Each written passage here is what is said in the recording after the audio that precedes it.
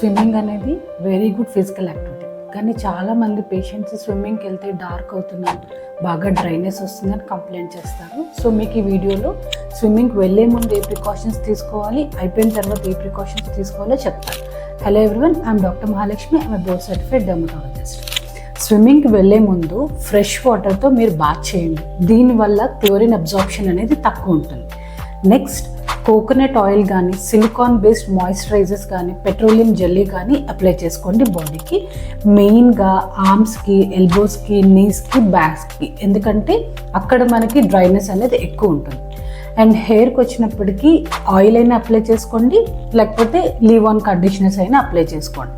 And most importantly water resistant high SPF ఉన్న sun screen. మీరు కనుక అవుట్డోర్లో కనుక స్విమ్మింగ్ చేస్తే కనుక 50 అండ్ మోర్ దెన్ 50 ఉన్న SPF అనేది చూస్ చేసుకోండి.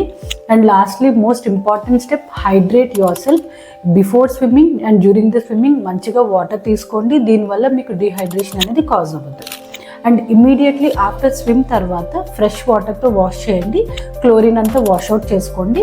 అది కూడా జెంటిల్ క్లెన్జర్ అనేది యూస్ చేసుకోండి. ఇమ్మీడియట్లీ ఆఫ్టర్ ద బాత్ మంచి సెరమైడ్ బేస్డ్ మాయిశ్చరైజర్ అనేది అప్లై చేసుకోండి. హెయిర్కి కూడా ఒక క్లారిఫైయింగ్ షాంపూ కానీ, లేకపోతే డీప్ కండిషనింగ్ ఉన్న షాంపూ కానీ యూస్ చేయండి. I hope this video is helpful. Thank you and follow for more.